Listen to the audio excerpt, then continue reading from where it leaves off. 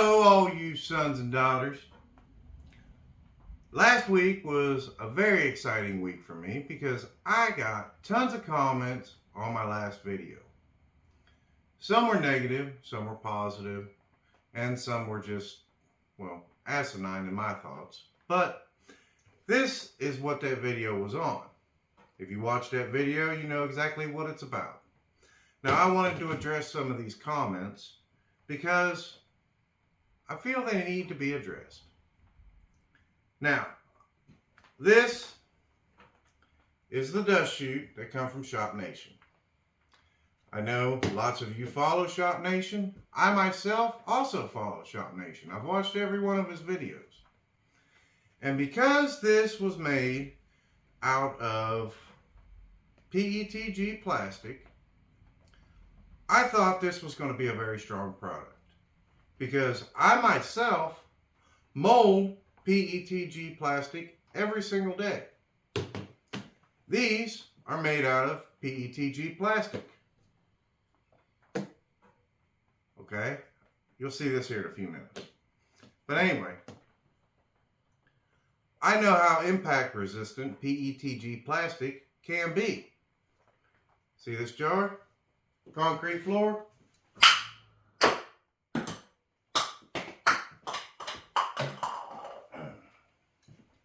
Did not explode. Got a dent. Want to see me do it again?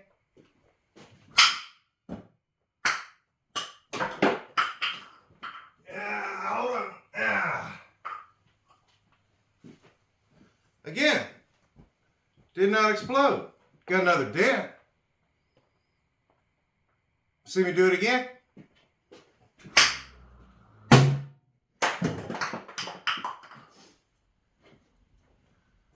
That's 3 times being slammed on the concrete. See it again?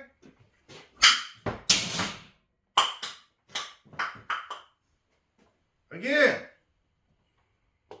Still in one piece. That's PETG plastic. The difference is this jar was injection molded. Okay, there are no voids like this in this jar.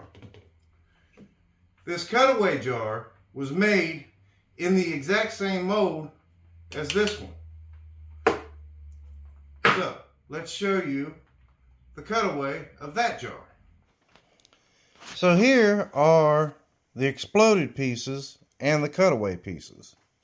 This piece did not explode, but I cut it in half just so you could see the voids that are in this piece. This is the cutaway, and you can see that there are no voids. Okay, that is solid. I cleaned this one up a little bit with a torch so you get a better look, but I did not clean this one up. Again, there are no voids, as to where there are lots of voids from the 3D printed one. Now the 3D printed one is printed that way on purpose. That way it saves time and material in the printed process.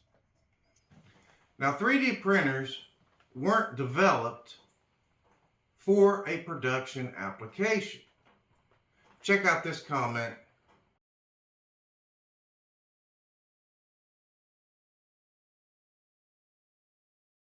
Now, the reason 3D printers aren't made for production applications is because of stuff like this. Okay? They are made to make a model that can be shipped to a tooling manufacturer to make a mold to produce things like this. That way they can be injection molded and put into production. Or blow molded even. Or vacuum molded, thermoformed, but it is a completely different molding process for production applications. These jars are made 16 at a time in less than a 60-second cycle time. These are being molded I don't know, probably 8 to 10 hour print time, I would assume. Maybe less. It depends on how much void you put in it and how much material you try to save. This should have been printed, sent to a tooling man. The tooling man would have made a mold.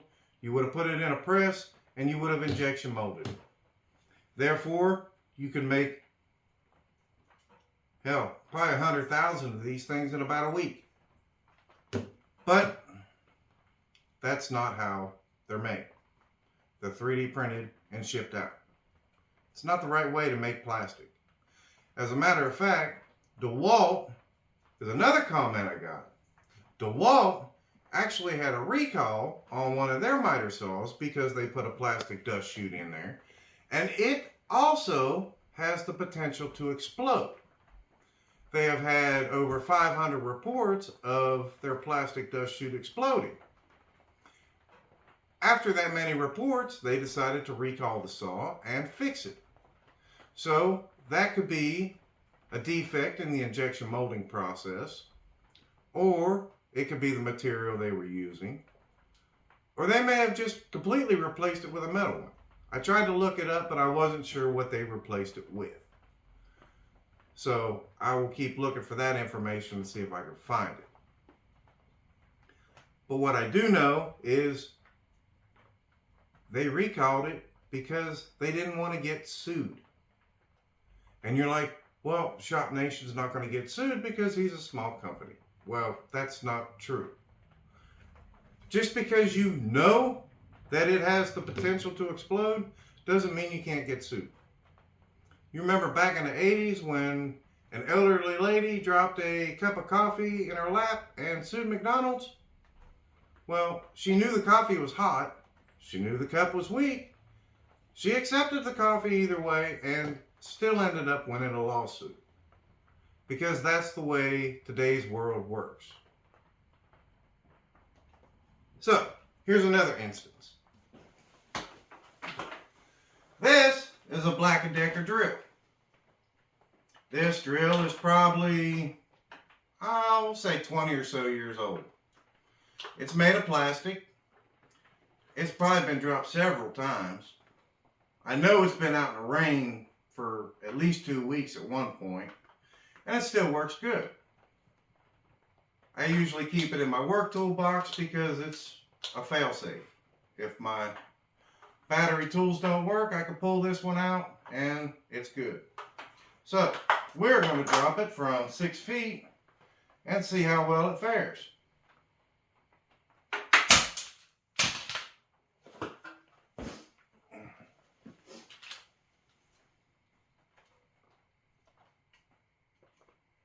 Actually, it has a little crack in it right here. See the crack? A little bit right there. Let's do it again.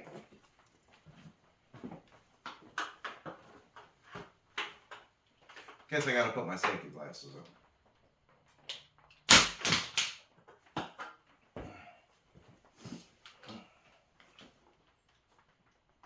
Scratched up, but not broke. Actually, I don't even know how long that crack's been in there. I did bust a leveling thing out of it though. I don't know where that went. It was in there before I dropped it the first time. Yeah. And it dropped the bit that was in it. Let's see if it still works.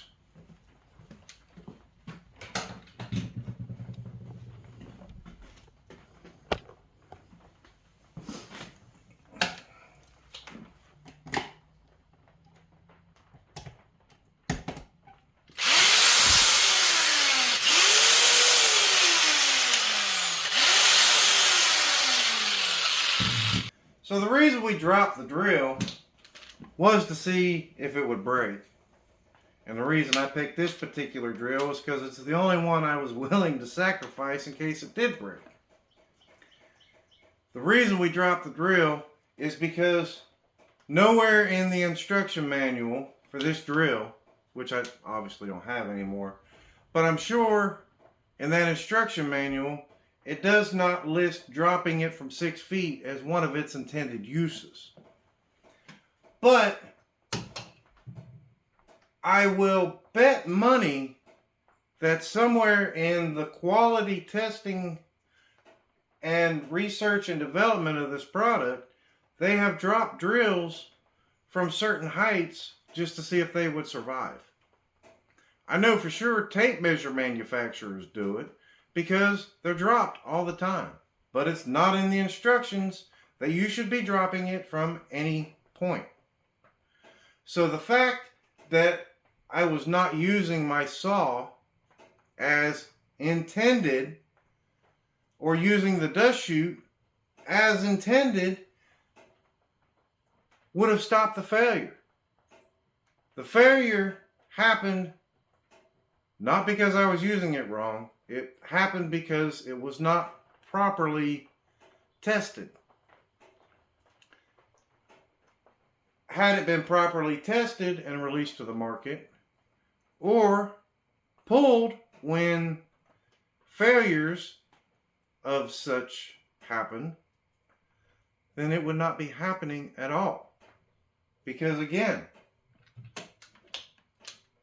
that's part of the production process, is to see how much abuse it'll take from idiots like me.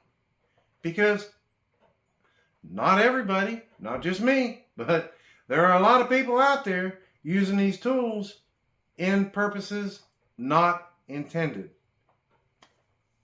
How many of y'all have used a hammer?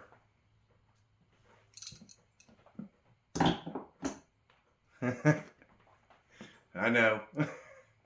But anyways, this is our world today. My hammer is the closest thing within arm's reach. And yes, this has been used as a hammer too. I promise. Alright, let's go back over here. This is another tool that I've had for a very long time. This is the rigid planer that I use in all my videos.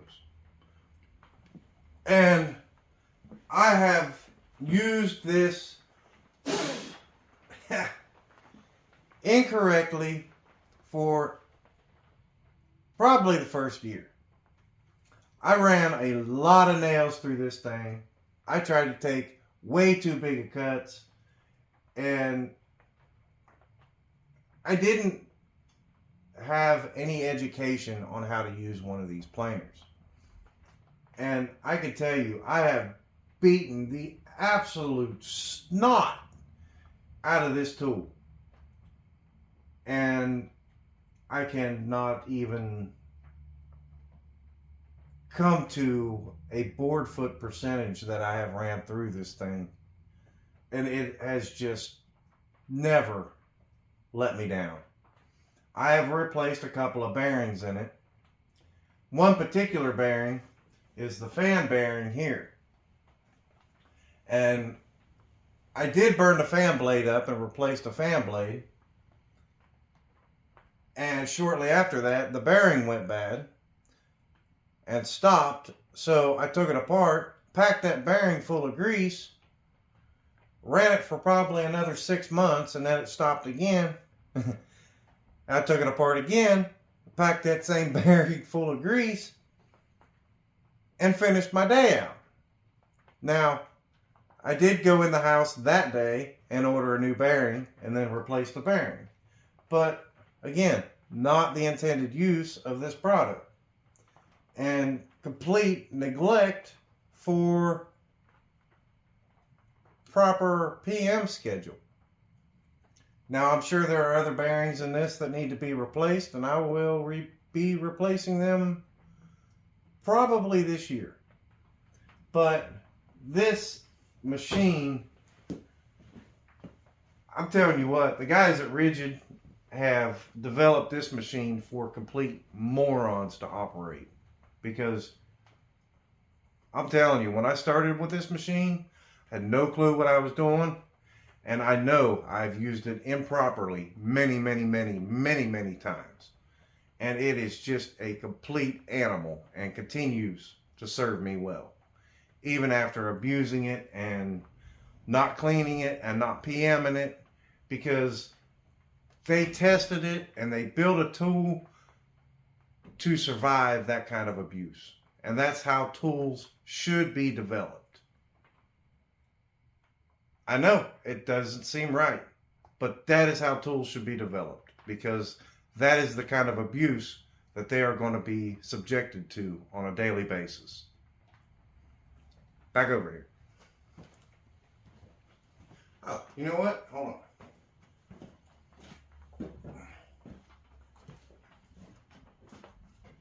Now, we got a hammer. Safety glasses.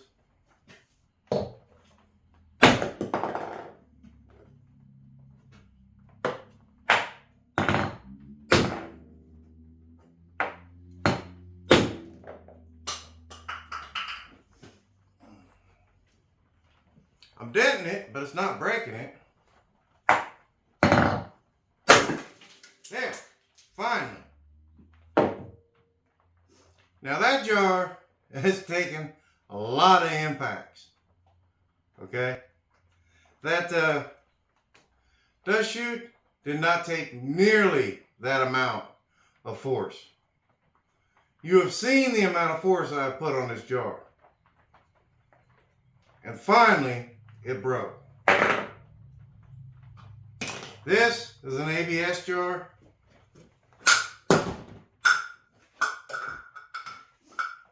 Still intact. This one's going to break easier.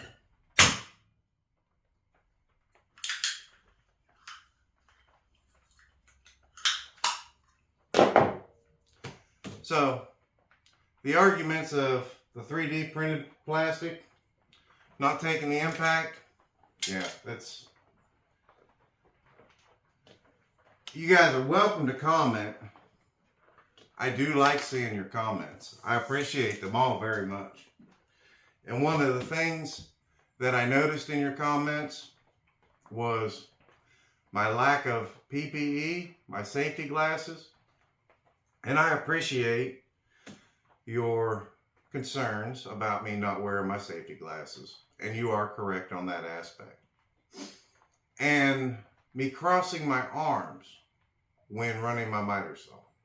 Now that particular habit is left over from the miter saw station that used to be on this wall. This side was longer than what this side was. This side was only about yay long. And I would set up my stop blocks on this side because I had more room. And that's where that habit come from. And actually, while I was cutting that piece before everything exploded, I was thinking to myself that I need to stop this habit. I need to fix this. And now that I have a new miter saw station, I am able to fix that because I have much more feed on either side. So I can put my stop block on the left side and not have to cross my hands anymore. As far as hearing protection goes, the only thing in my shop that has a decibel level high enough to affect my hearing is my planer. And I do wear hearing protection when I run my planer. Every single time. Excuse me. I'm not going to wear hearing protection when running any of the saws. The decibel level's not that high. And the joiner, also the decibel level's not that high.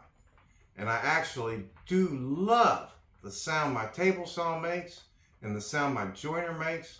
It is such a pretty sound. I do like it a lot. What else we got? Oh yeah. So, I know exactly what caused that kickback to happen. It wasn't because I was crossing my arms when I cut. And technically I wasn't even crossing my arms. I hold the piece like this, so they're kind of in line, I guess. But the reason that kickback happened was because if you watch, I lift the blade slightly after I made the cut. I should have left the blade down and let the blade stop turning before I lifted the blade up. But I didn't do that. That's my mistake. And that is what caused the kickback and sent the cutoff into the dust chute. Now, had I been able to set my miter saw up properly, like I know I should have done, but it's a pain in the ass. Who wants to set up for every single cut, every single time? I'm freaking lazy. That's probably not the best argument, is it? But the fact is, I had to have my fences extended so that I could pull the miter saw in and out and that dust chute would not catch on my fences. Had I been able to leave my miter saw in my normal configuration, which I had been running it in for 3 or 4 years, I mean, as long as I've had this miter saw. And let me show you the configuration that I'm talking about. So this is how I would normally have ran my miter saw, with the fences in as far as they go. And had I been able to run them like that, you can see that this offcut, this is the actual offcut from the other piece that didn't explode. It's the exact same size, and it would have been most certainly supported by this rear fence and never would have kicked back. But because the dust collector protruded so much, I was having to have these extended all of the way out so that the hose and everything would clear, and therefore there's no support on that offcut. I explained that in the other video I did on this subject. I don't know, it just seems like a moot topic to keep going on about. That was pretty fucking cool. That didn't take hardly nothing, and I did that with a flat side, not even the ball peen. How about this side? I mean, that's not standing up to anything. I'm hardly hitting it. And I am wearing my glasses.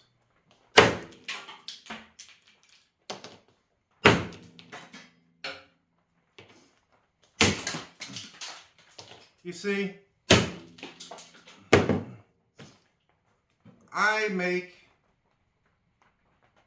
wait, let me restart this. I am what's called a blue collar worker.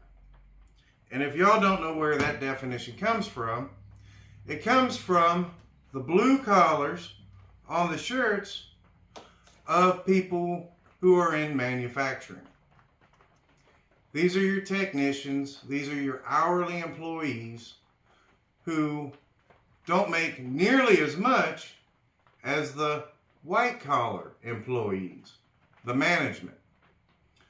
So my videos are made for the blue collar workers, the guys who go punch in, make $10, $15 an hour, that want to do woodworking, but don't have the white collar budget to do so.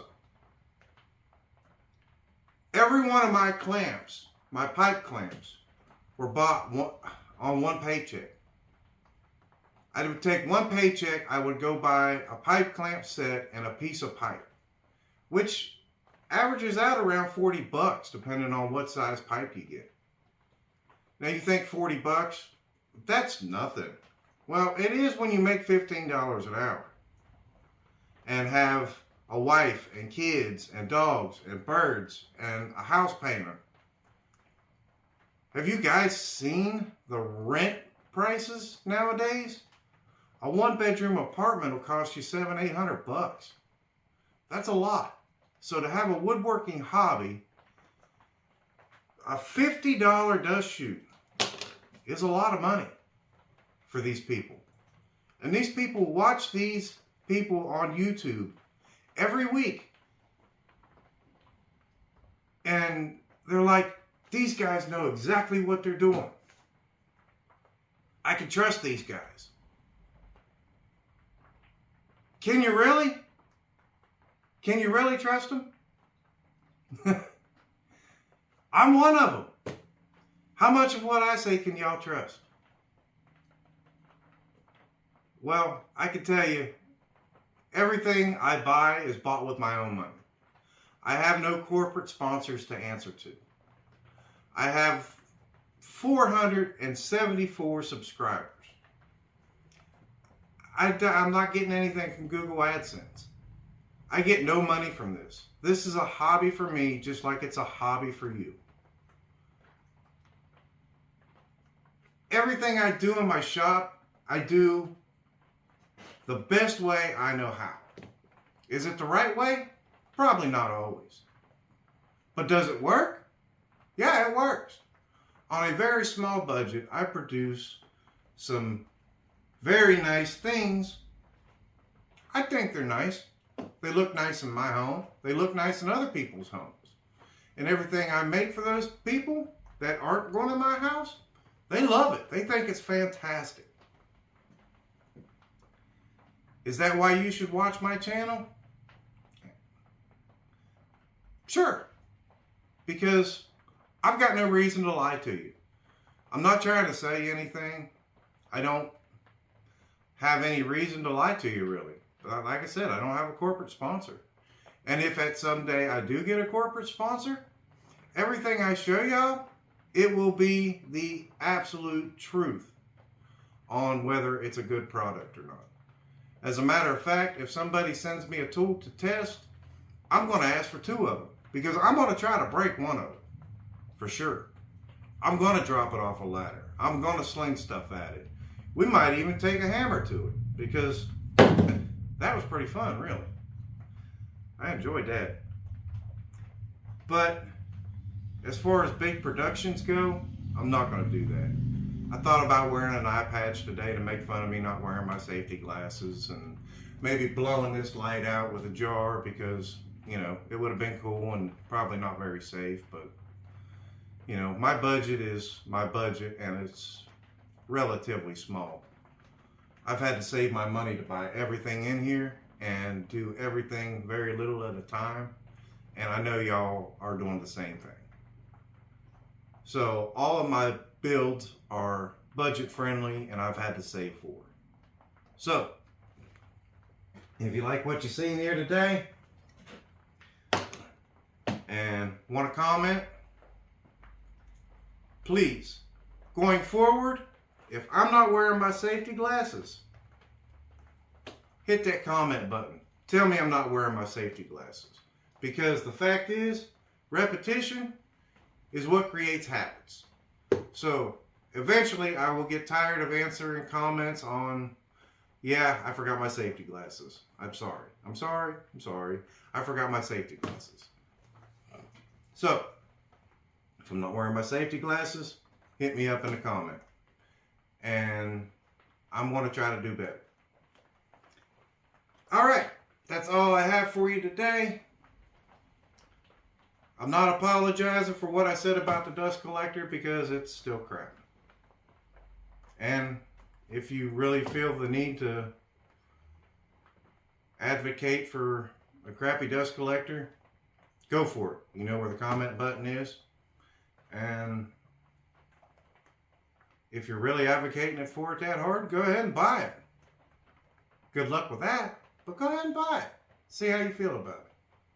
Because the reason you watch these videos on this particular dust collector is because you wanted to see if you wanted to buy it or not. And chances are I've probably changed your mind about the subject. This is not a video to go bash another YouTuber. It's just a video showing y'all what I found and how it could be made better. Okay, that's all I got for y'all this week. Have a great day.